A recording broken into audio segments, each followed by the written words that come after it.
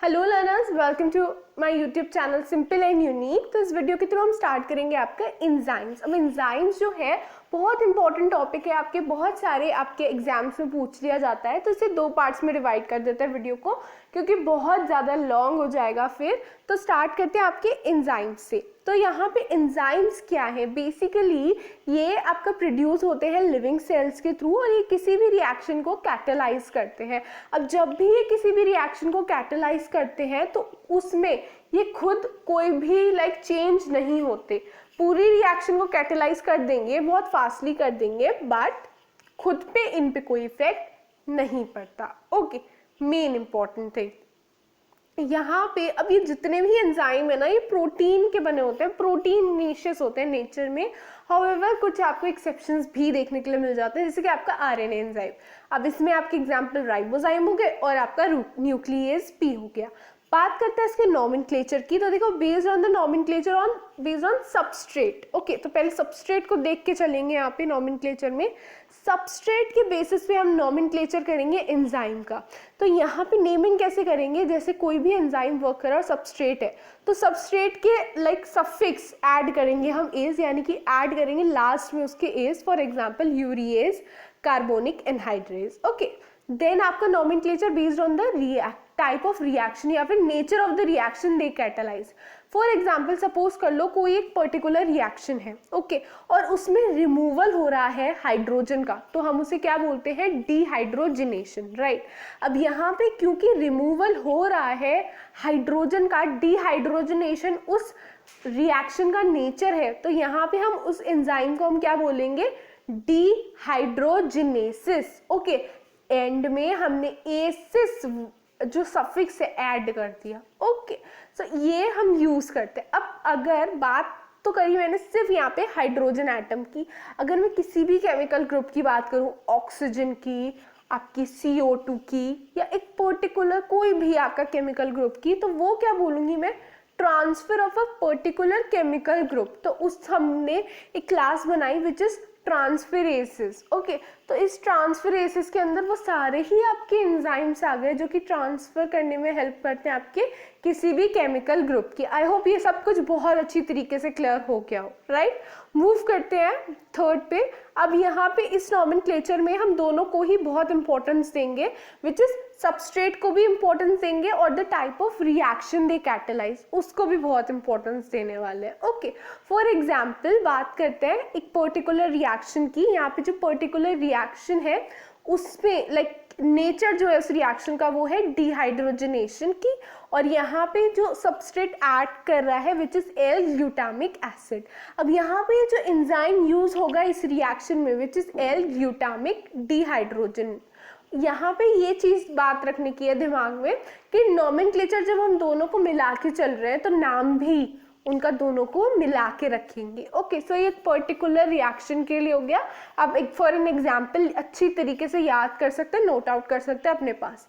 Then the fourth one, nomenclature based on the substance synthesised. Okay, तो एक particular reaction है, for example reaction हो रही है सोडियम थायोसल्फेट और हाइड्रोसाइनेट एसिड में, वो दोनों रिएक्शन करके फॉर्मेशन कर रहे हैं रोडोनेट का एज अ प्रोडक्ट हमारे पास रोडोनेट आ रहा है।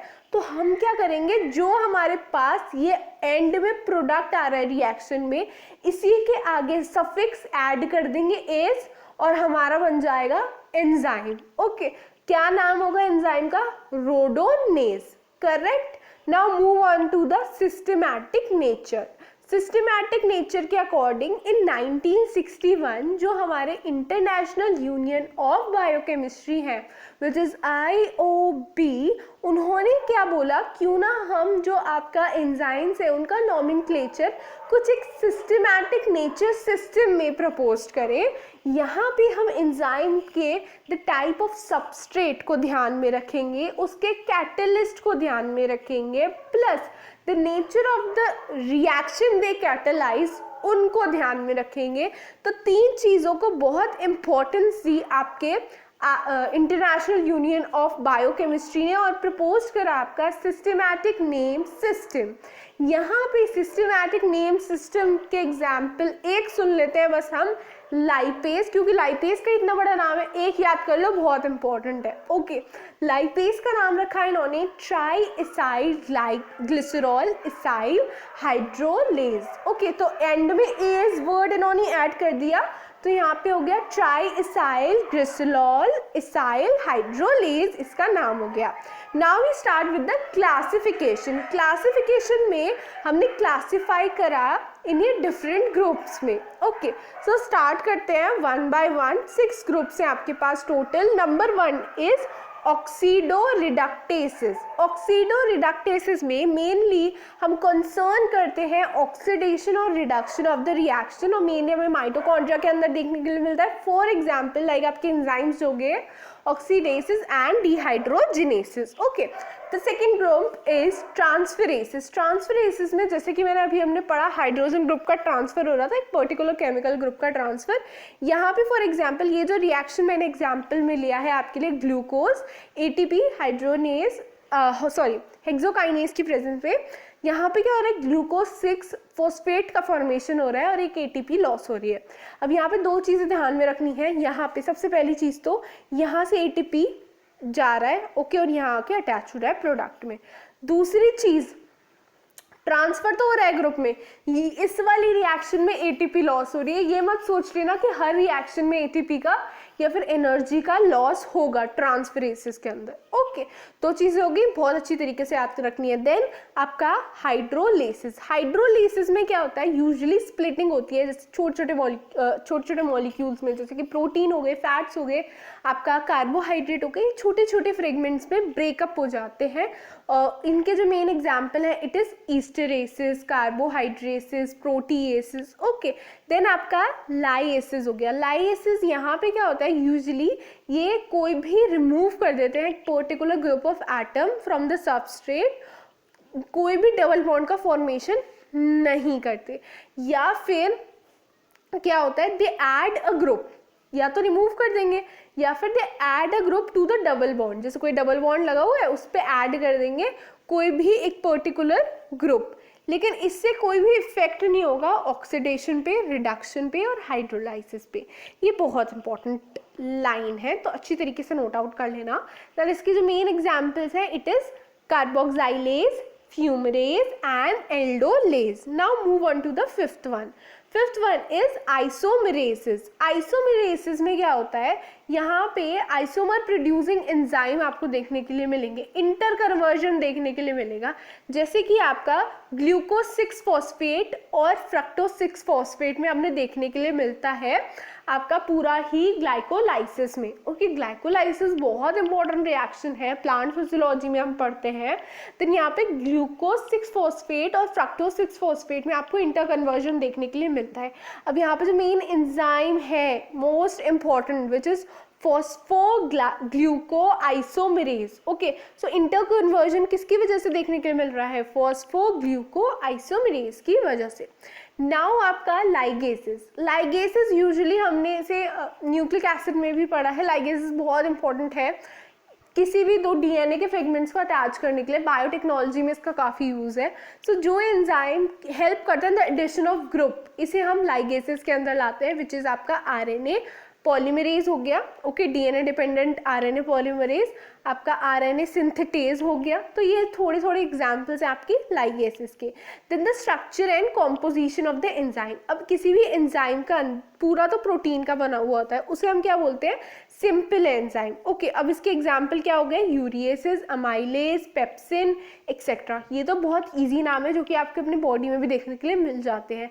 यहाँ पे एंजाइम के अंदर 2 पोर्शन होते हैं, एक तो प्रोटीन वाला पार्ट होता है और एक होता है नॉन प्रोटीन वाला पार्ट। अब देखो यहाँ पे जो प्रोटीन वाला पार्ट है ना, इसे हम क्या बोलते हैं, एपो एंजाइम। क्या बोलते हैं, एपो एंजाइम। यहाँ पे जो नॉन प्रोटीन वाला पार्ट है ना, वो भी इसके साथ चिपका रहता है। अब ये डिपेंड करता है उसके चिपकना कैसा है। अगर वो बहुत ज़्यादा टाइटली बाउंड है, ओके, तो हम उसे नाम देंगे प्रोस्थेटिक ग्रुप। किसके साथ टाइटली बाउंड है, प्रोटीन के साथ। नॉन प्रोटीन वाला पार्ट अगर टाइटली बाउंड है तो हम बोलेंगे ये प्रोस्थेटिक ग्रुप है, और अगर वो ढीला ढीला बाउंड है तो हम उसे क्या बोलेंगे, कोफैक्टर है या फिर कोएंजाइम है। क्या बोलेंगे, या तो कोफैक्टर है या फिर कोएंजाइम है। तो ये देखो ये प्रोस्थेटिक ग्रुप है, बहुत ज़्यादा टाइटली बाउंड है। ओके, और यहाँ पे ये हट गया, लाइक ढीला ढीला सा पाउंड था, तो इसे हम क्या बोल सकते हैं, it is also known as coenzyme और कोन फैक्टर। ओके, अब यहाँ पे अगर मैं दोनों ही चीज़ों को बोलूँ, जैसे कि प्रोस्थेटिक ग्रुप को भी लूँ और कोएंजाइम को भी लूँ, तो उसे हम क्या बोलेंगे, होलो एंजाइम।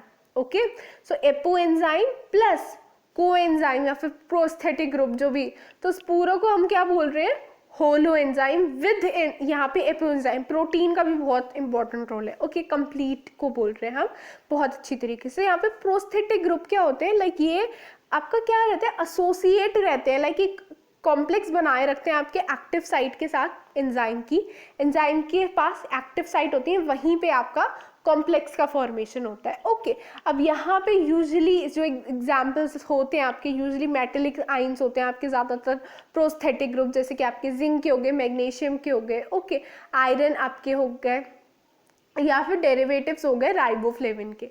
अब यूजुअली ये एक्टिवेटेड रहते हैं, लाइक एंजाइम मॉलिक्यूल एक्टिवेटेड रहते हैं विद प्रोस्थेटिक ग्रुप। दूसरी हो गई आपकी कोएंजाइम या फिर कोफैक्टर्स। क्या होते हैं, यूजुअली ये इनऑर्गेनिक, अगर बात करूँ कोफैक्टर्स की, सबसे पहले कोफैक्टर्स इनऑर्गेनिक आइंस होते हैं, जैसे कि आपके क्लोराइड आइंस हो गए, जिंक आइंस हो गए, मैंगनीज आइन हो गए। हाउएवर जो कोएंजाइम है, coenzyme, these are like organic molecule जो कि नेसेसरी रहता है किसी भी फंक्शन में आपके एंजाइम की। ओके, अब यहाँ पे कुछ एंजाइम्स के बारे में, लाइक मेन जो कोएंजाइम्स है मरने के लिए मिलते हैं हमारे, वो आपका NAD हो गया, NADP हो गया, कोएंजाइम A हो गया, FMN हो गया एंड FAD हो गया। विटामिन हो गए B1, B2, B5, B6, B12 also act as coenzyme. Sometimes a metal is essential for the activity of an enzyme. This enzyme is known as an activator. Okay, so एक activator क्या है, एक metal है जो कि बहुत important रहता है एक्टिविटी ऑफ द एंजाइम के लिए, और ये वर्क करता है एज एन एक्टिवेटर। अब बात करते हैं आपके फोर्थ की, विच इज एक्टिव साइट। तो देखो एक्टिव साइट हमें क्या देखने के लिए मिलती है, हर किसी एंजाइम के पास एक साइट होती है एक्टिव साइट, जहाँ पे आपका सबस्ट्रेट आता है, अटैच होता है और एक कॉम्प्लेक्स का फॉर्म करता है, जिसे हम क्या बोलते हैं, एंजाइम सबस्ट्रेट कॉम्प्लेक्स। ओके, कुछ एंजाइम्स के पास आपको सिर्फ एक एक्टिव साइट देखने के लिए मिलेगी, हाउएवर किसी किसी के पास तो बहुत सारी होती हैं। अब यहाँ पे यूजुअली सबस्ट्रेट जो है वो बाइंड करता है उस साइट से जिसे हम बोलते हैं एक्टिव साइट। ओके, अब प्रॉपर्टीज देख लेते हैं एंजाइम्स की। तो ये हो गया, सबसे पहले तो सॉल्यूबल होता है वाटर में, एक्टिव होते हैं स्मॉल क्वांटिटीज में, remain unaffected unaltered by throughout the complete reaction, specific होते हैं किसी भी रिएक्शन के लिए, वर्क करते हैं एक ऑप्टिमम टेम्परेचर पे, शो करते हैं properties of the colloidal system, brings करते हैं equilibrium at much faster rate और वर्क करते हैं एक ऑप्टिमम pH पे। सो आई होप इस वीडियो के थ्रू आपका प्रॉपर्टीज और आपका what is active site, coenzyme, ये सारी चीज़ें क्लियर हो गई होंगी। नेक्स्ट वीडियो में, नेक्स्ट पार्ट में एंजाइम्स की हम आगे कंटिन्यू करेंगे और इसकी थ्योरीज को देखेंगे और क्या क्या कंडीशंस रहती हैं एक एंजाइम के वर्क करने की, इसके ऊपर बात करेंगे। सो इस वीडियो को जल्दी से लाइक कर देना, नीचे कमेंट सेक्शन में मुझे जरूर बताना कि कैसा लगा आज का video. Thank you for watching this video, till then bye, meet you in the next video. Do like, share and subscribe my channel if you are new.